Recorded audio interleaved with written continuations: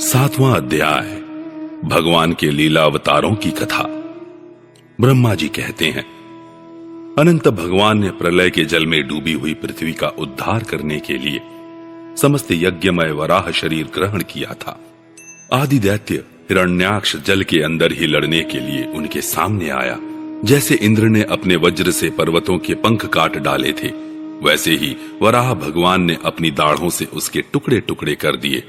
फिर उन्हीं प्रभु ने रुचि नामक प्रजापति की पत्नी आकुति के गर्भ से सुयज्ञ के रूप में अवतार ग्रहण किया।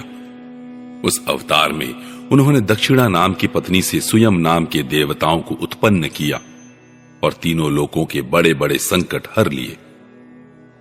इसी से स्वयंभू मनु ने उन्हें हरि के नाम से पुकारा। नारद कर्दम प्रजापति के घर देवहूति के गर्भ से 9 बहनों के साथ भगवान ने कपिल के रूप में अवतार ग्रहण किया।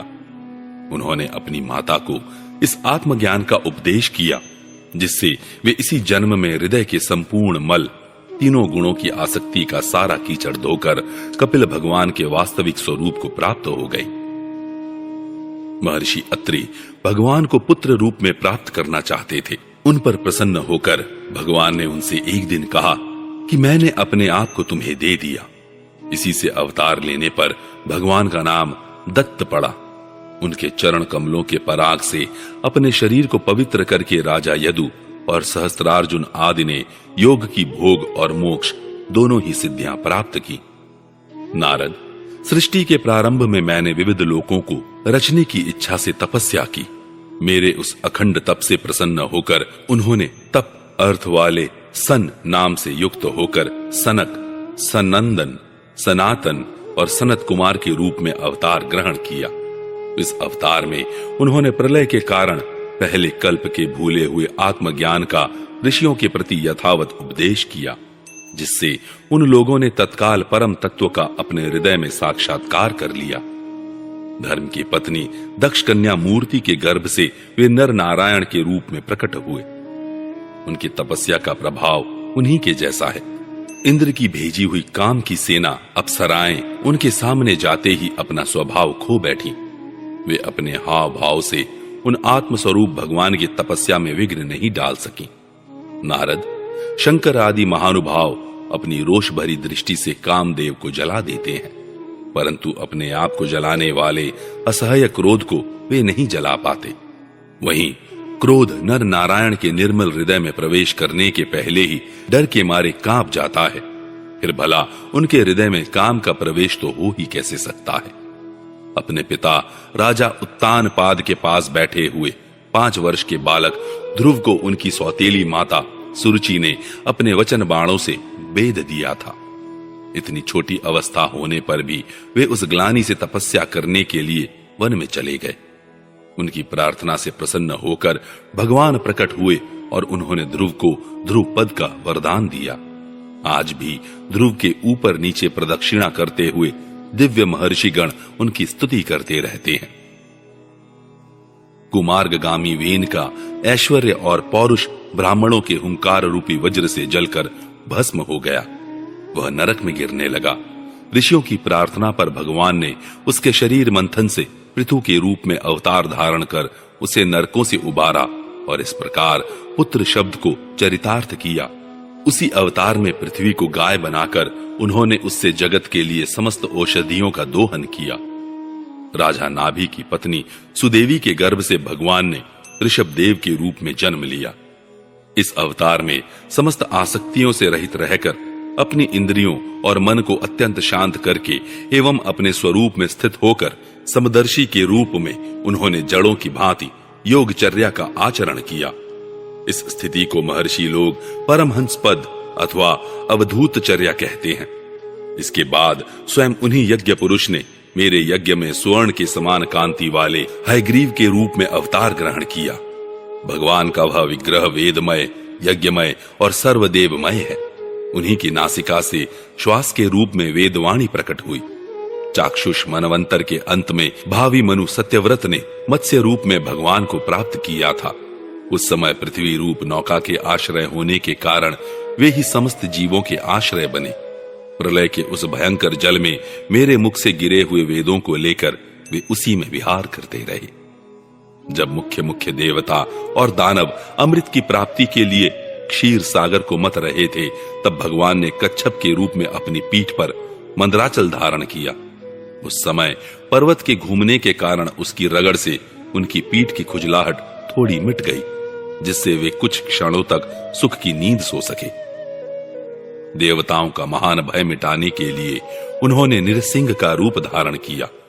फड़कती हुई भौहों और तीखी दाढ़ों से उनका मुख बड़ा भयावना लगता था।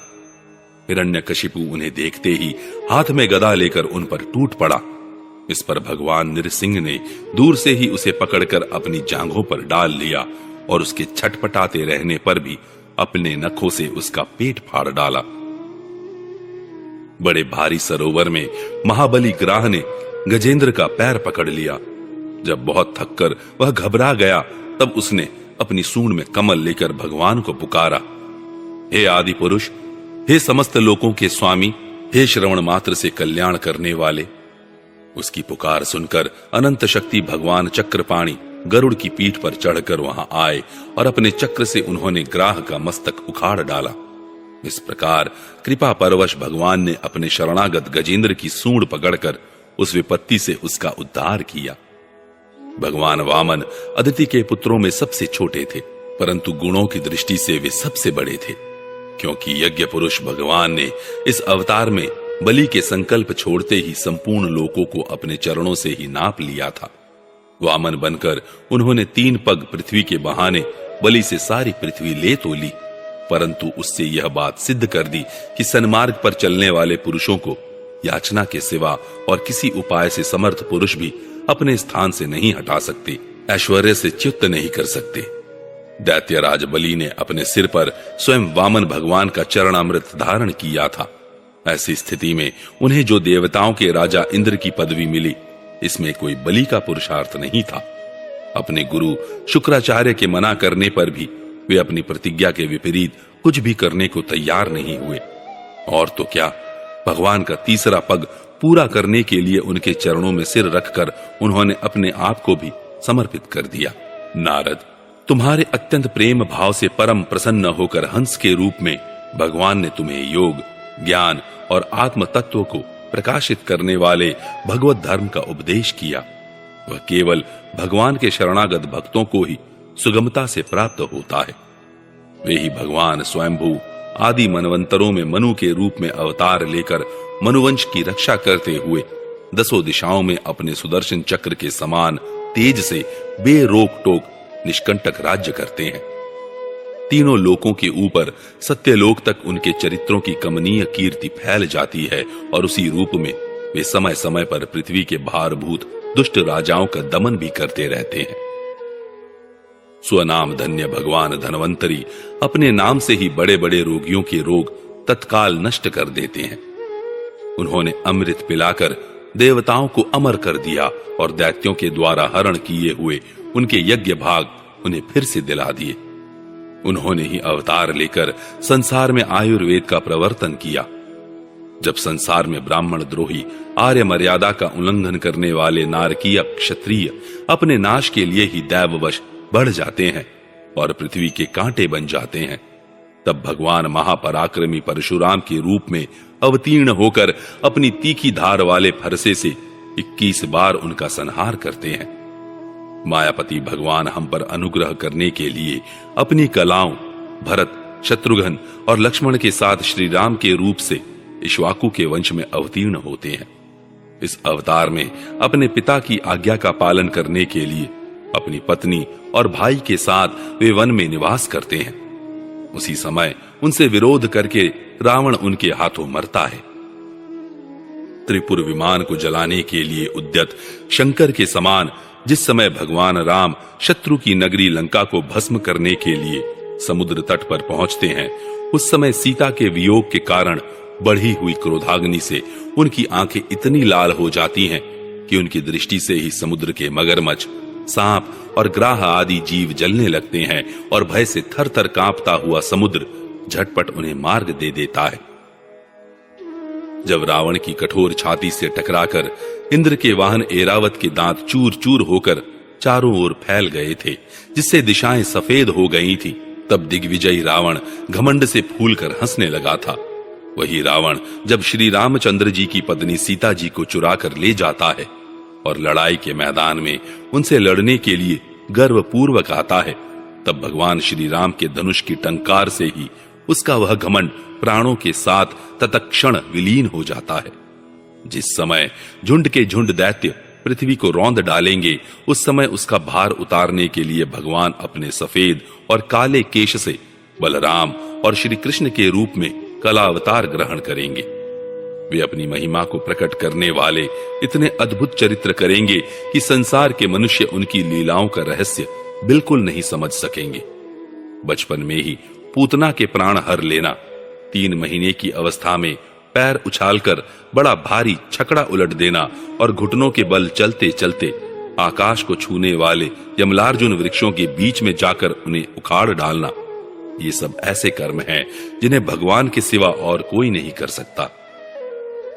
जब कालिया नाग के विष से दूषित हुआ यमुना जल पीकर बछड़े और गोप बालक मर जाएंगे, तब वे अपनी सुधामयी कृपा दृष्टि की वर्षा से ही उन्हें जीवित कर देंगे और यमुना जल को शुद्ध करने के लिए वे उसमें विहार करेंगे तथा विष की शक्ति से जीभ लपलपाते हुए कालिया नाग को वहां से निकाल देंगे।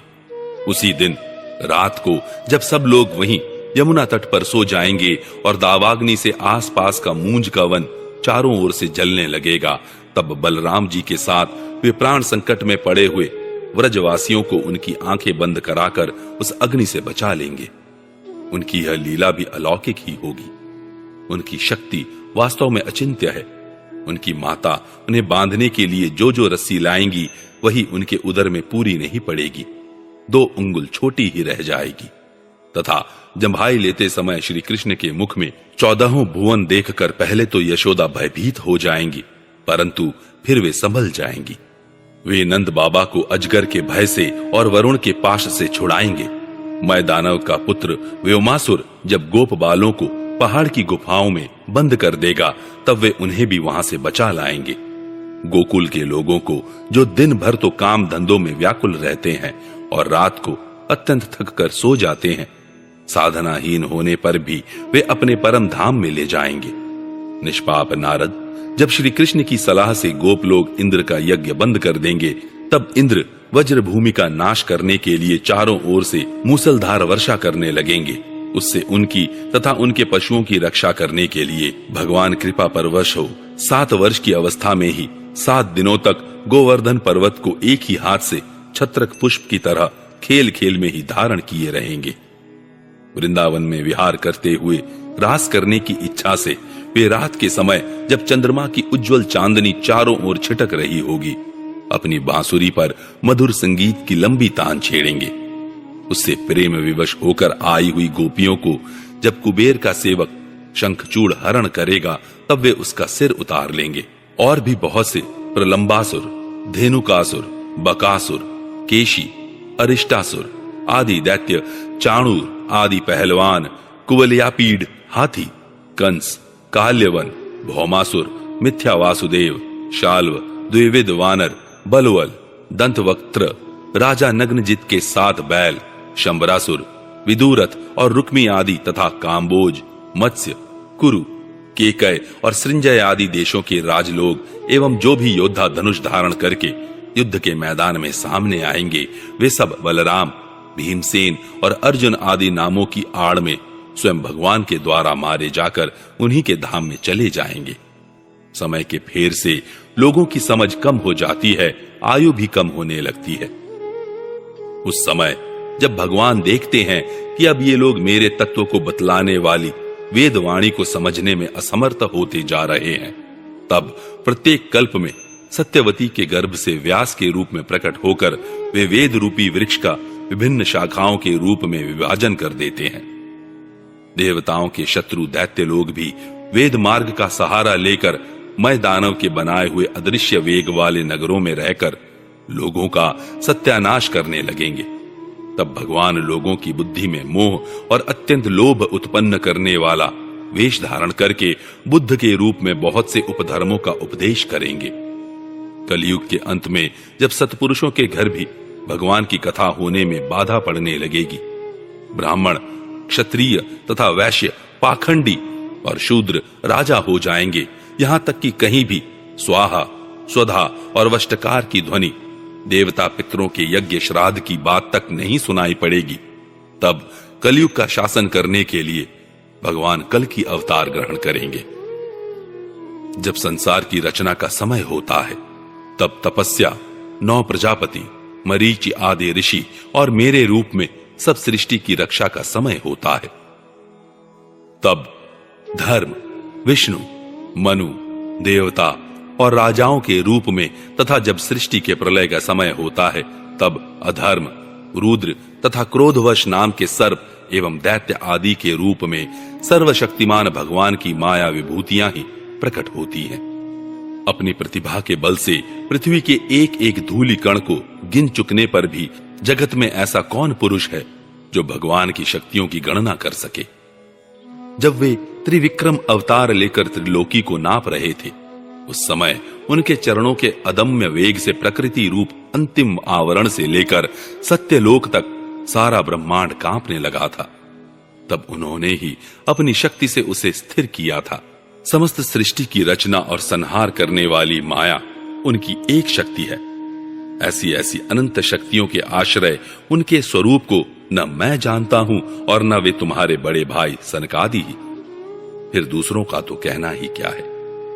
आदिदेव भगवान शेष सहस्त्र मुख से उनके गुणों का गायन करते आ रहे हैं, परंतु वे अब भी उसके अंत की कल्पना नहीं कर सके। जो निष्कपट भाव से अपना सर्वस्व और अपने आप को भी उनके चरण कमलों में निछावर कर देते हैं, उन पर वे अनंत भगवान स्वयं ही अपनी ओर से दया करते हैं और उनकी दया के पात्र ही उनकी दुस्तर माया का स्वरूप जानते हैं और उसके पार जा पाते हैं।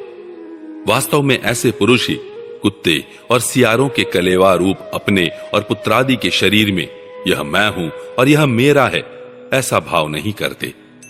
प्यारे नारद, परम पुरुष की उस योग माया को मैं जानता हूं तथा तुम लोग भगवान शंकर, दैत्य कुलभूषण प्रहलाद, शतरूपा, मनु पुत्र प्रियव्रत आदि प्राचीन बरही, ऋभु और ध्रुव भी जानते हैं।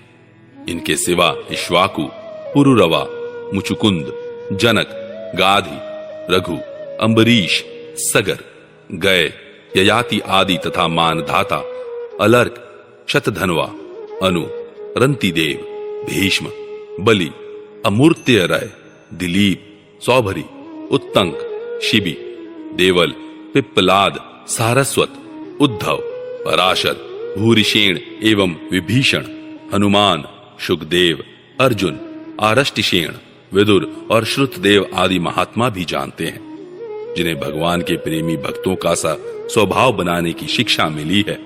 वे स्त्री, शूद्र, मूढ़, भील और पाप के कारण पशु पक्षी आदि योनियों में रहने वाले भी भगवान की माया का रहस्य जान जाते हैं और इस संसार सागर से सदा के लिए पार हो जाते हैं। फिर जो लोग वैदिक सदाचार का पालन करते हैं, उनके संबंध में तो कहना ही क्या है।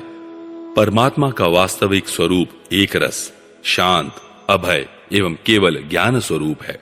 न उसमें माया का मल है और न तो उसके द्वारा रची हुई विषमताएं ही। वह सत और असत दोनों से परे है। किसी भी वैदिक या लौकिक शब्द की वहां तक पहुंच नहीं है। अनेक प्रकार के साधनों से संपन्न होने वाले कर्मों का फल भी वहां तक नहीं पहुंच सकता। और तो क्या, स्वयं माया भी उसके सामने नहीं जा पाती, लजाकर भाग खड़ी होती है। परम पुरुष भगवान का वही परम पद है। महात्मा लोग उसी का शोक रहित अनंत आनंद स्वरूप ब्रह्म के रूप में साक्षात्कार करते हैं। संयमशील पुरुष उसी में अपने मन को समाहित करके स्थित हो जाते हैं। जैसे इंद्र स्वयं मेघ रूप से विद्यमान होने के कारण जल के लिए कुआं खोदने की कुदाल नहीं रखते, वैसे ही वे भेद दूर करने वाले ज्ञान साधनों को भी छोड़ देते हैं। समस्त कर्मों के फल भी भगवान ही देते हैं, क्योंकि मनुष्य अपने स्वभाव के अनुसार जो शुभ कर्म करता है वह सब उन्हीं की प्रेरणा से होता है। इस शरीर में रहने वाले पंचभूतों के अलग अलग हो जाने पर जब यह शरीर नष्ट हो जाता है, तब भी इसमें रहने वाला अजन्मा पुरुष आकाश के समान नष्ट नहीं होता। बेटा नारद, संकल्प से विश्व की रचना करने वाले षडैश्वर्य संपन्न श्री हरि का मैंने तुम्हारे सामने संक्षेप से वर्णन किया। जो कुछ कार्य कारण अथवा भाव अभाव है वह सब भगवान से भिन्न नहीं है। फिर भी भगवान तो इससे पृथक भी हैं ही। भगवान ने मुझे जो उपदेश किया था वही यही भागवत है। इसमें भगवान की विभूतियों का संक्षिप्त वर्णन है। तुम इसका विस्तार करो। जिस प्रकार सबके आश्रय और सर्वस्वरूप भगवान श्री हरि में लोगों की प्रेममय भक्ति हो, ऐसा निश्चय करके इसका वर्णन करो। जो पुरुष भगवान की अचिंत्य शक्ति माया का वर्णन या दूसरे के द्वारा किए हुए वर्णन का अनुमोदन करते हैं अथवा श्रद्धा के साथ नित्य श्रवण करते हैं, उनका चित्त माया से कभी मोहित नहीं होता।